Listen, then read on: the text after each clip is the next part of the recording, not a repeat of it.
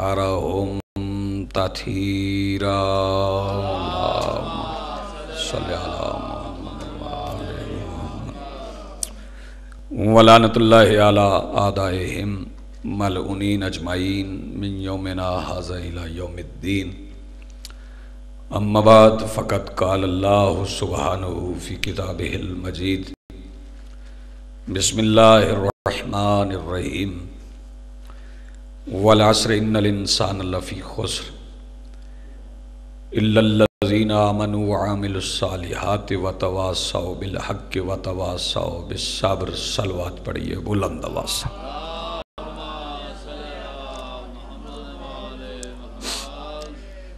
سب سے پہلے آج کی اس صفحہ انتظار اور اس پر حاضر منتظرین کے دلوں میں موجود ولایت ولی مطلق کے وسیلہ سے درخواست گزار ہوں اپنے اس وارث کے حضور جو پردہ غیب میں فرزند ابو طالب کی حیثیت سے موجود ہے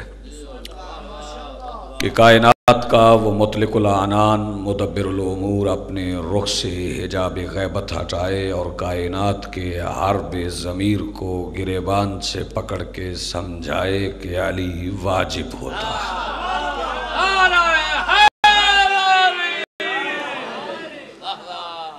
حاضرین محترم، موالیان ولی حق، عزاداران محسن انسانیت، وہ باتیں جو ابو طالب کی آغوش کے پروردہ رسول نے اللہ کی جگہ پر کائنات سے کی ہیں، ان باتوں کو قرآن کہتے ہیں۔ قرآن کتاب ہدایت ہے، یہ اللہ کا دستور ہے، اس کا ہر لفظ قانون ہے، اور قانون کی کتابیں نہ کسی کی حمایت میں ہوتی ہیں، نہ کسی کی مخالفت میں ہوتی ہیں، نہ کسی کی محبت میں ہوتی ہیں، نہ کسی کی دشمنی میں ہوتی ہیں۔ قانون بہرتا اور قانون ہوتا ہے۔ اگر قرآن میں نماز کا حکم ہے تو نماز قانون ہے، اگر اس میں روزے کا حکم ہے تو روزہ قانون ہے، اگر اس میں زکوٰۃ کا نصاب ہے تو نصاب زکوٰۃ اللہ کا قانون ہے، اگر اس میں خمس کا حکم ہے تو خمس قانون ہے۔ غرض کہ قرآن کا ہر لفظ اللہ کا اٹل قانون ہے جس میں تبدیلی کا امکان نہیں۔ یہ کتاب قانون ہے، بلکہ یوں کہنا چاہیے کہ اگر اس کتاب میں صلوات ہے تو وہ صلوات بھی اللہ کا قانون ہے۔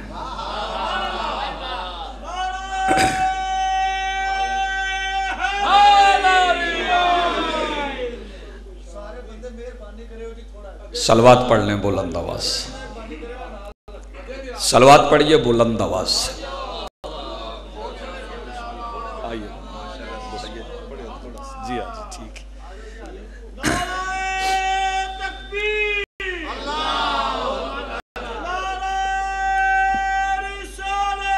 یا رسول اللہ،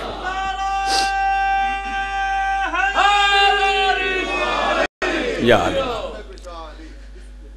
تو میں عرض کر رہا تھا کہ یہ کتاب قانون ہے، اس کا ہر لفظ قانون ہے۔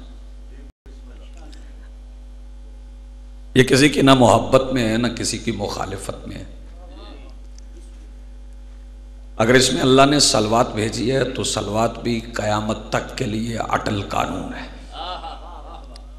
اگر اس میں کسی پر لعنت کی گئی ہے تو وہ لعنت بھی قانون ہے۔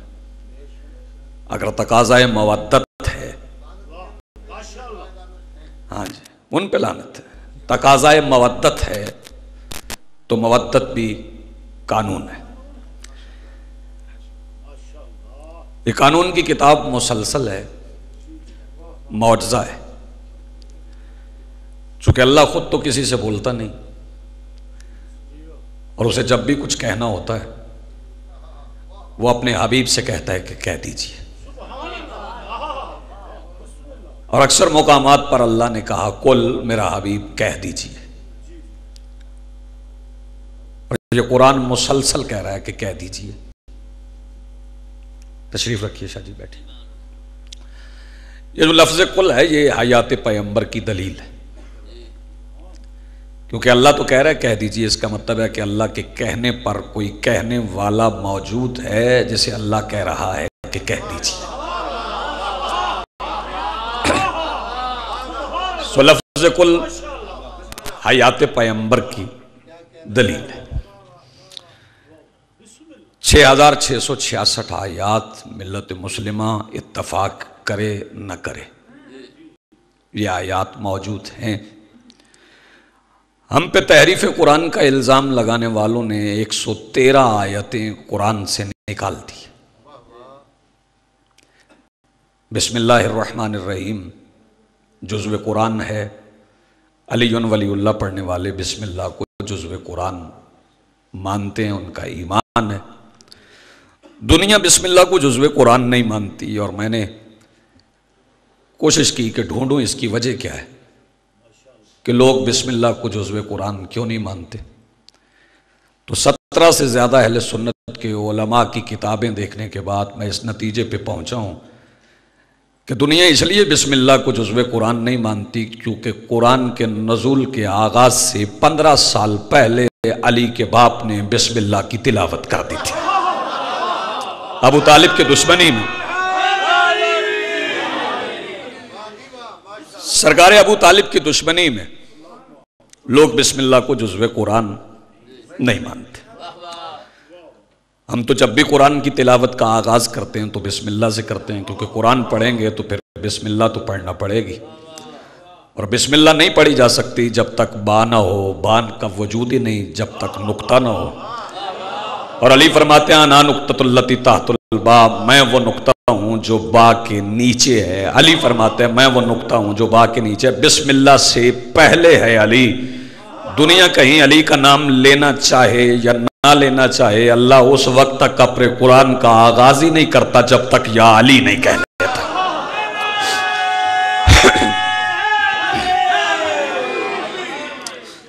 میں تلاوت کی گئی سورہ مبارکہ کا ترجمہ عرض کروں اور قبلہ شاہ صاحب کے حوالے میں مر کروں۔ بسم اللہ الرحمن الرحیم والعصر، اور قسم ہے عصر کی۔ آغاز ہے سورہ مبارکہ کا قسم سے۔ قسم کیوں کہی جاتی ہے؟ جب کسی کو اپنی بات کا یقین دلانا تو پھر قسم کھائی جاتی۔ وہ تو خالق یقین ہے، اسے قسم کھانے کی کیا ضرورت ہے؟ کیا ضرورت ہے کہ لوگ ضرور اس کی صداقت پہ ایمان لے آئیں؟ وہ تو خالق صداقت ہے، وہ کیوں قسم کھا رہا ہے؟ اور قسم جب کھائی جاتی ہے تو اپنے سے بلند چیز کی قسم کھائی جاتی ہے، اس کا تو ہم سر کوئی نہیں ہے، اس کے تو برابر کوئی نہیں۔ تو پھر اللہ کس کی قسم کھا رہا ہے؟ اللہ جب کسی چیز کی قسم کھاتا ہے تو اسے عزت دینے کے لیے قسم کھاتا ہے، اس کی عزت میں اضافہ کرنے کے لیے قسم کھاتا ہے۔ اور بہت سی قسمیں قرآن میں اللہ قسم کھا کے کہہ رہا ہے کہ قسم ہے مجھے شہر مکہ کی۔ تو یہ شہر مکہ کی قسم اللہ کیوں کھا رہا ہے؟ اس لیے کہ اس میں کعبہ ہے، اس لیے کہ اس میں چشمہ زمزم ہے، اس لیے کہ اس میں صفا و مروہ ہے، اس لیے کہ اس میں حتیم ہے، اس لیے کہ اس میں مینا ہے، مزدلفہ ہے، عرفات ہے؟ نہیں، اس سبب سے اللہ شہر مکہ کی قسم نہیں کھا رہا، بلکہ وہ اعلان کر رہا ہے میں شہر مکہ کی قسم اس لیے کھا رہا ہوں وَأَنْتَ حِلٌّ بِهَٰذَا الْبَلَدِ، شہر مکہ کی قسم میں اس لیے کھا رہا ہوں کہ تیری نالین کے تلوے مکے کی مٹی کو عزت عطا کرتے ہیں۔ توجہ فرمائیے، تیری نالین کے تلوے مکہ کی مٹی کو عزت عطا کرتے ہیں۔ گویا وہ مٹی اتنی معتبر ہو گئی کہ اللہ اس کی قسم کھا رہا ہے جو محمد کے پیروں کے نیچے آ جائے تو دنیا ذرا غور فرمائے نا کہ جو مٹی محمد کے پیروں کے نیچے آ جائے وہ اتنی محترم ہے کہ اللہ اس کی قسمیں کھاتا ہے، پھر وہ کتنا محترم ہے جو محمد کے کندھوں کے اوپر آ جاتا ہے۔ آباد رہیں، بڑی مہربانی، بہت شکریہ۔ قسم پہ 2-4 جملے میں اور کہوں گا۔ اور بھی قسمیں اللہ نے کھائیں، اور اللہ نے قسم کھائی والنجم، اور قسم ہے ستارے کی۔ یہ جو نظام کائنات میں، نظام شمسی میں عناصر کائنات بحیثیت ستارہ سرگرداں ہیں، ہر ستارہ اس قابل ہے کہ اللہ اس کی قسم کھا لے۔ نہیں، اللہ نے ہر ستارے کی قسم نہیں کھائی، جس ستارے کی قسم کھائی ہے اس کی قسم کھانے کی بھی وجہ بتائیے۔ والنجم، کیوں، کس ستارے کی قسم؟ اذا ہوا، قسم ہے اس ستارے کی جو کسی کی دہلیز پر جھک رہا ہے۔ آباد رہیں جی، سلامت رہیں، ہر ستارے کی قسم نہیں۔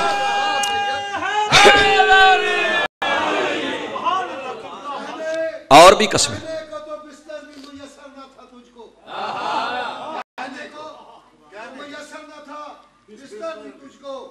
لیکن تیری دہلیز پہ اترے ہیں ستارے، ملائک نے اکثر تیری خاطر کیا کہنا، تیری گلیوں کے رستے پلکوں سے سوارے۔ کیا بات ہے، آباد رہیں۔ جو مٹی میرے رسول کے پیروں کے نیچے آ جائے اللہ اس کی قسمیں کھاتا ہے۔ ملت مسلمہ یقیناً عزت رسول پر ایمان رکھتی ہے، جبھی تو ربیع الاول میں لوگ اپنے گھروں پہ وہ جھنڈے لہراتے ہیں جن پہ نالین مصطفیٰ کا نقش ہوتا ہے، لیکن ربیع الاول کے بعد وہ جھنڈے لوگ اتار دیتے۔ میں وہ لگانے والوں سے کہوں گا کہ سارا سال لگائے رکھا کرو، فائدہ ہوگا۔ سارا سال تمہارے گھروں کی چھتوں پہ نالین مصطفیٰ کے نقش کا سایہ رہے گا۔ تمہارے گھر پہ بھی جھنڈا ہے، ہمارے گھر پہ بھی پرچم ہے۔ تمہارے گھر پہ بھی جھنڈا ہے، ہمارے گھر پہ بھی پرچم ہے۔ تم نے نالین مصطفیٰ کا نقش اپنے گھر پہ لگا لیا ہے، ہمارے گھر پہ جو پرچم ہے اس پہ ایک ہاتھ ہے، اور جس کی جوتی تمہارے گھر پہ ہے اسی کا ہاتھ ہمارے گھر پہ ہے۔ یہی فرق ہے ہمارے تمہارے مقدر میں، جتنا فرق جوتی اور ہاتھ میں ہوتا ہے۔ تمہارے ہاتھ میں نالین آئی،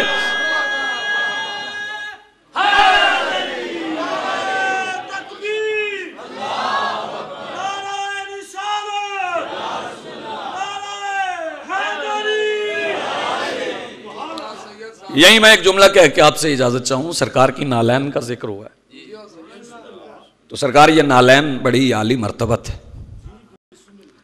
رسول نالین پہن کے معراج پہ گئے تھے، تو یہاں نالین کی یہ لفظ مجھے آگے گزرنے نہیں دے رہی، جملہ میرے سامنے آ گیا ہے۔ نبی بابا اقبال شریف دعا لوں گا اس جملے پہ، نبی جوتا پہن کے معراج پہ گئے۔ سرکار ابو طالب کی فضیلت کا ایک جملہ میرے سامنے آ گیا ہے، جوتوں سمیت معراج پہ جانے والا جس کے حجرے میں داخل ہونے سے پہلے جوتا اتار دے اسے ابو طالب کہتے ہیں۔ مدینے والوں توجہ نہیں فرمائی آپ نے، اس بادشاہ کو ابو طالب کہتے ہیں، اس ہستی کو ابو طالب کہتے ہیں۔ نبی نالین پہن کے معراج پہ گئے تھے۔ جی میں پھر کہتا ہوں، میں لاکھ بار کہتا ہوں، نالین سمیت معراج کے پردے کے باہر کھڑا ہونے والا رسول جس ہستی کے حجرے میں داخل ہونے سے پہلے اپنے پیروں سے نالین اتار دے اس ہستی کو ابو طالب کہتے ہیں۔ نبی نالین پہن کے معراج پہ گئے تھے، نالین اتار کے نہیں گئے تھے۔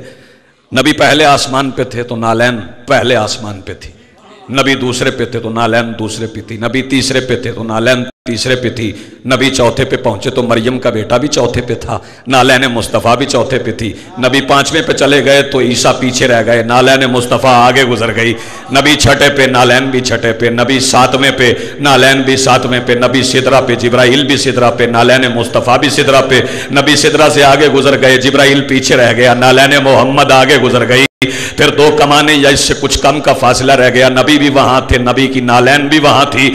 وہ بندے جو کہتے ہیں کہ علی معراج پہ نہیں تھے انہیں متوجہ کر کے ایک جملہ کہنے چاہتا ہوں، تو لوگوں سے پوچھو کہ نبی معراج پہ تھے تو نبی کی نالین کہاں تھی؟ تو بندے کہتے ہیں نالین مصطفیٰ بھی معراج پہ تھی۔ تو عقل کے اندر اتنی سی بات سمجھ میں نہیں آئی، اسے معراج پہ مانتے ہو جو محمد کے پیروں کے نیچے ہے، اسے معراج پہ نہیں مانتے جو محمد کے کندھوں کے اوپر ہے۔ زندگی آپ کی سلامت رہے۔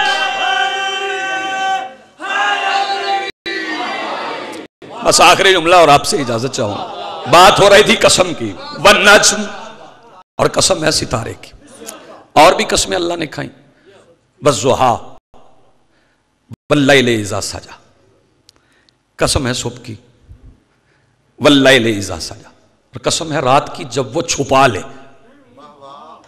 یہ لیل کسے کہتے ہیں؟ مندوں نے ترجمہ کیا رات۔ ایک آیت پڑھوں گا اور سمجھاؤں گا کہ لیل کا ترجمہ صرف رات نہیں ہوتا۔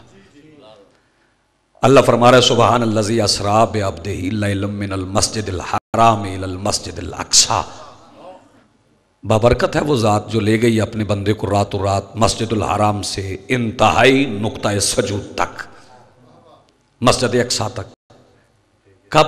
راتوں رات، رات ہی رات میں زمین سے چلے معراج پہ گئے تو یہاں تو رات تھی، کیونکہ یہاں سورج طلوع بھی ہوتا ہے غروب بھی ہوتا ہے، یہاں سورج ہے، یہاں سورج کا طلوع و غروب ہو وہاں دن بھی ہوتا ہے وہاں رات بھی ہوتی ہے، لیکن جہاں معراج پہ گئے ہیں وہاں نہ سورج ہے، نہ اس کو طلوع ہے، نہ اس کو غروب ہے، نہ کہیں دن کا تغیر ہے، نہ کہیں رات کی تبدیلی ہے، تو پھر اللہ نے وہاں لیل کی لفظ کیوں استعمال کی؟ تو صاحبان عرفان سے پوچھا گیا کہ اللہ نے وہاں لیل کی لفظ کیوں استعمال کی؟ تو انہوں نے کہا جاؤ جا کے مفردات راغب سے دیکھ لو کہ لیل کے معنی کیا ہیں۔ لیل اس کیفیت کو کہتے ہیں جو دیکھنے والوں کی نظروں سے حقیقت کو چھپا لے۔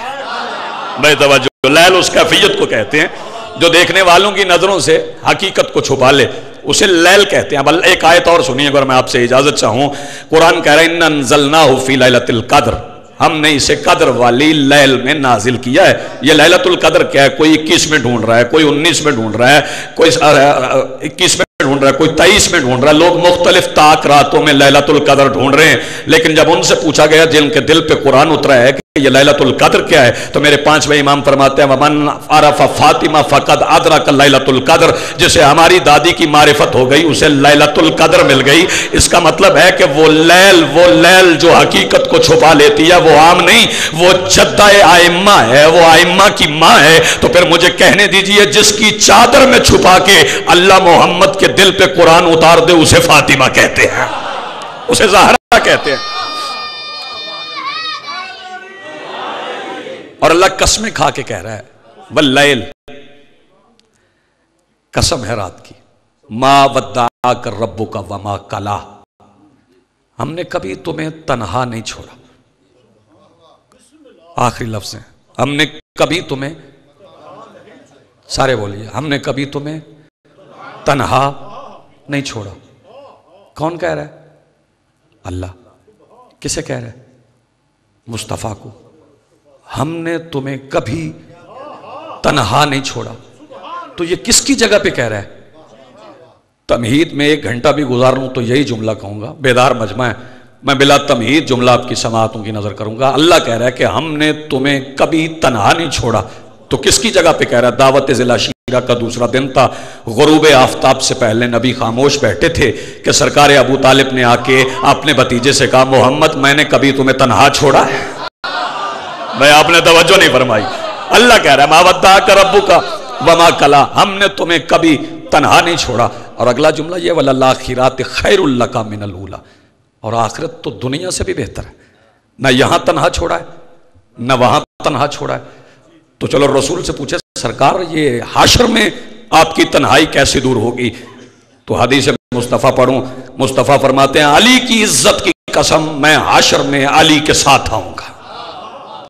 بس آئے وہ دنیا ہو تو محمد علی کے ساتھ، آخرت ہو تو علی محمد کے ساتھ۔ علی و محمد کا تعلق سمجھانے علی کی بیٹی شام تشریف لے گئی تھی۔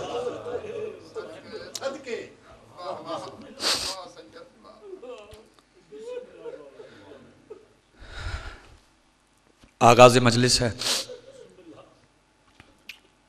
حرف اول ہے، سارا دن مجلس ہوگی۔ جس کے نصیب میں جتنے آنسو مخدومہ عالمین نے مقدر کر دی ہیں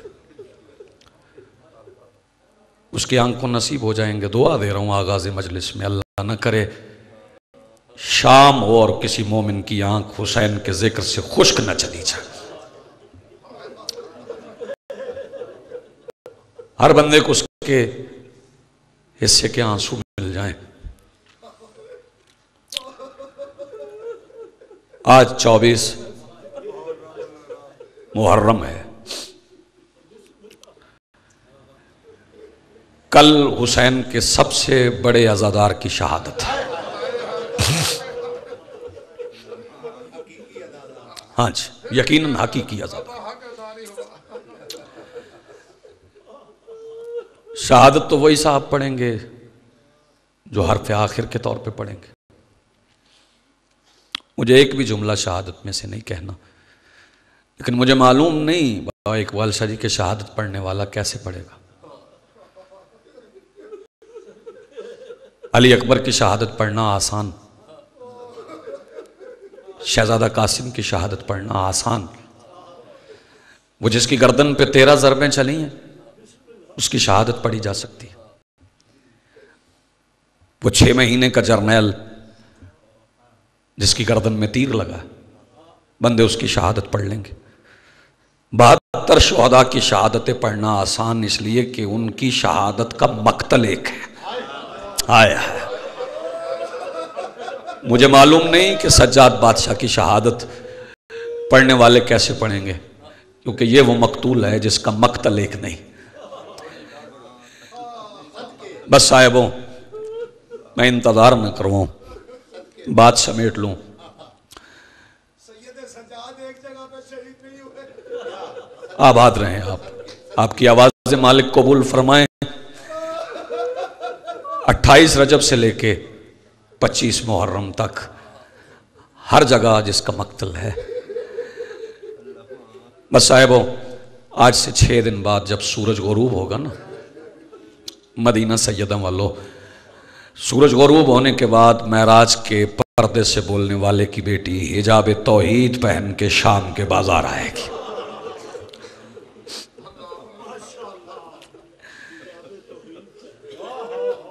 کیسے قبول ہوگی یہ لفظ مجھے معلوم نہیں، لیکن میں کہوں گا ضرور۔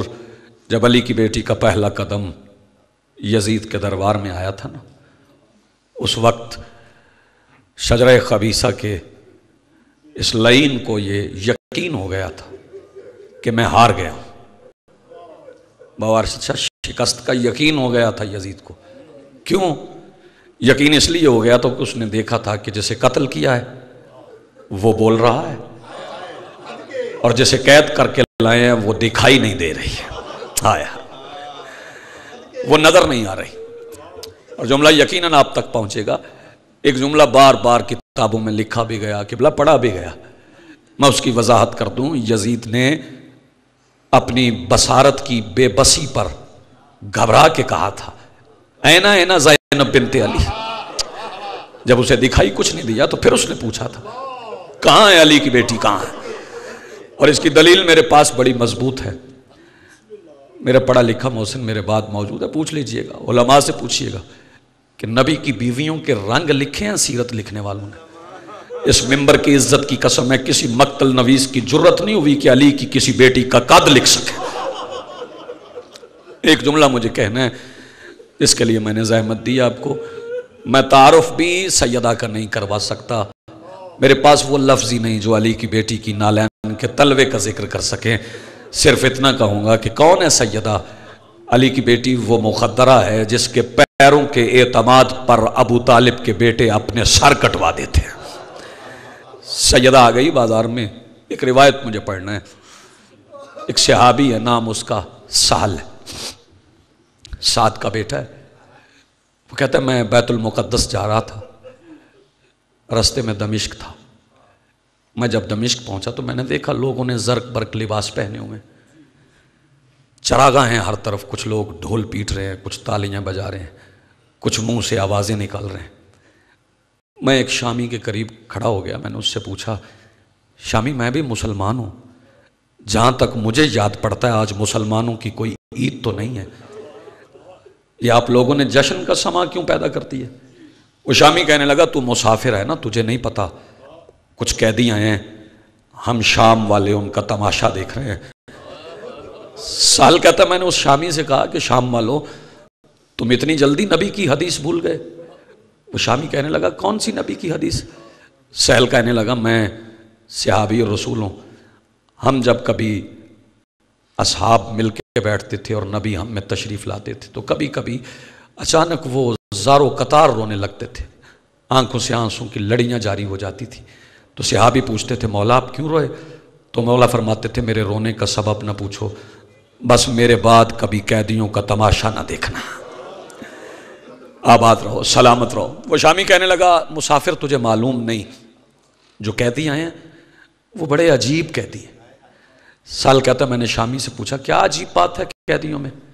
وہ شامی کہنے لگا کچھ سر ہیں جو نیزوں کی نوک پر ہیں، ایک سر گھوڑے کی گردن میں، ایک سر بڑا عجیب ہے، وہ نیزے کی نوک پہ قرآن کی تلاوت کرتا ہے، اور ایک قیدی ہے جس کے ہاتھوں میں ہتھ کڑیاں ہیں، کمر میں لنگر ہے، پیروں میں بیڑیاں ہیں، گردن میں توق ہے، لباس پھٹا ہوا ہے۔ وہ قیدی بڑا عجیب ہے، وہ پانی نہیں روتا، وہ لہو روتا ہے۔ اور وہ شامی کہنے لگا ہم نے سنا ہے اس قافلے میں کچھ بیبیاں بھی ہیں مگر وہ بیبیاں دکھائی نہیں دیتی ہیں۔ سال کہتا ہے یہ سننا تھا کہ میں جلدی جلدی چلا شام کے بازار کی طرف، میں دیکھوں کہ وہ قیدی کیسے ہیں۔ سال کہتا ہے جب میں بازار میں داخل ہوا میں نے پہلا سر دیکھا، میرا دل چاہا میں دیوار پہ سر ماروں مجھے موت آ جائے۔ وہ سر کیسا تھا؟ سال کہتا ہے نیزے کا پھل بڑا تھا، سر چھوٹا تھا۔ آباد رہو جنہیں میری بات پہنچ گئی ہے۔ نیزے کا پھل بڑا تھا، سر چھوٹا تھا۔ سال کہتا ہے میں آگے بڑھا، ایک اور سر تھا جس کے ماتھے پہ جمے ہوئے خون میں ایک لکیر تھی، ایسا لگتا تھا جیسے کسی نے تازہ تازہ اس کا چہرہ نوچ لیا ہے۔ سال کہتا ہے اس سر کی زیارت کر کے میں آگے بڑھا، ایک سر تھا جس کے چہرے پہ زلفیں پڑی تھیں اور زلفوں سے نور چھن چھن کے باہر آ رہا تھا۔ میں قریب کھڑا ہو گیا، اچانک ہوا کا ایک جھونکا آیا، زلفیں چہرے سے ہٹی کہ میری چیخ نکل گئی۔ چہرہ دیکھ کے مجھے ایسے لگا جیسے محمد خود بازار میں آ گئے۔ زندگی ہو آپ کی، سلامت رہو۔ سال کہتا ہے سر کی زیارت کرنے کے بعد میں اس سر کے قریب آ گیا جو نیزے کی نوک پہ قرآن کی تلاوت کر رہا تھا۔ میں قریب کھڑا ہو کے تلاوت سننے لگا۔ میرے دل میں خیال آنے لگا یہ کوئی نبی ہے یا کسی نبی کا بیٹا ہے، ورنہ قتل ہونے کے بعد کون قرآن پڑھے گا۔ سال کہتا ہے میں قرآن سننے لگا، معافی دینا لفظ سخت ہے لیکن میں چھپا نہیں سکتا۔ سال کہتا ہے قرآن سنتے سنتے گریا بھی ہوتا رہا کہ اچانک میری نظر جو پلٹی تو میں نے دیکھا وہ قیدی کھڑا ہے جس کا لباس پھٹا ہوا ہے، کمر جھکی ہوئی ہے، سفید داڑھی ہے، آنکھوں سے خون جاری ہے۔ اس کی حالت دیکھنے کے بعد مجھے نبی کی حدیث یاد آ گئی کہ جب کبھی سفر میں جایا کرو نا تو اپنی حفاظت کے لیے کچھ نہ کچھ رستے میں دے دیا کرو۔ سال کہتا ہے یہ سوچنے کے بعد میرا ہاتھ میری جیب کی طرف گیا، ابھی میرا ہاتھ جیب میں پہنچا نہیں تھا کہ قیدی آواز دے کے کہتا ہے سال ہاتھ روک، ہم پہ صدقہ حرام ہے۔ سال کہتا ہے میرا ہاتھ جہاں تھا وہیں رک گیا۔ میں نے کہا قیدی تو میرا نام کیسے جانتا ہے؟ قیدی آواز دے کے کہتا ہے سہل میں بھی تیرا نام جانتا ہوں، تو بھی میرا نام جانتا ہے۔ سال کہتا ہے میں نے قیدی سے کہا ذرا اپنا تعارف کرواؤ۔ قیدی کہنے لگا انا وارث مکہ تو و منا، میں مکہ اور منا کا وارث ہوں۔ سال کہتا ہے میں نے قیدی سے کہا کسی اور حوالے سے تعارف کروا۔ قیدی آواز دے کے کہنے لگا انا وارث زمزم و صفا، میں زمزم اور صفا کا وارث ہوں۔ سال کہتا ہے میں نے قیدی سے کہا قیدی میرے مولا نے قیدیوں کے احترام کا حکم دیا ہے اس لیے میں تجھے کچھ نہیں کہہ رہا ورنہ یہ میرے مولا کے لقب ہے۔ جب میں نے کہا نا یہ میرے مولا کے لقب ہے، قیدی آواز دے کے کہتا ہے بتا تیرے مولا کا نام کیا ہے؟ سال کہتا ہے میں نے قیدی سے کہا ذرا قریب آ، بازار کا ماحول اجازت نہیں دیتا کہ میں بلند آواز سے اپنے مولا کا نام یہاں لوں۔ سال کہتا ہے جب قیدی قریب آیا نا تو میں نے قیدی کے کان میں کہا میرے مولا کا نام ہے علی ابن الحسین۔ جب میں نے کہا نا میرے مولا کا نام ہے علی ابن الحسین تو قیدی رو کے کہتا ہے سہل مجھے پہچان، میں ہی تیرا مولا علی ابن الحسین ہوں۔ سال کہتا ہے میں روتے روتے مولا کے پیروں میں بیٹھ گیا، اٹھا میں نے ہاتھ باندھ لیے، میں نے کہا مولا میں بھی مسافر ہوں، آپ بھی پردیس میں ہیں، اس مسافر کے لائق کوئی خدمت؟ مولا آواز دے کے کہتے ہیں سہل تو جانتا ہے ہم نے کبھی کسی سے کچھ نہیں مانگا، لیکن اگر کوئی کپڑے کا ٹکڑا مل جائے نا تو وہ لے آؤ۔ سہل کہتا ہے میرے پاس اور کوئی کپڑا نہیں تھا، میں نے سر سے امامہ اتارا، ہاتھوں پہ رکھا، مولا یہ امامہ حاضر ہے۔ مولا فرماتے ہیں سہل دیکھتا ہے میرے ہاتھ کڑیوں میں پابند ہیں، مولا میں امامے کا کیا کروں؟ فرمایا سہل اس امامے کو کھول، اسے تہ در تہ لپیٹ لے۔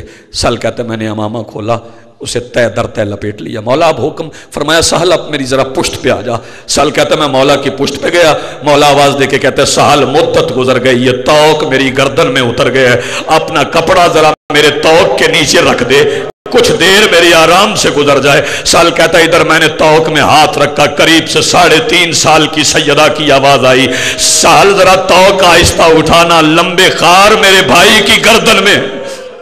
وَسَيَعْلَمُ الَّذِينَ ظَلَمُوا أَيَّ مُنْقَلِبٍ يَنْقَلِبُونَ وَلَعنَةُ اللَّهِ عَلَى الْقَوْمِ الظَّالِمِينَ۔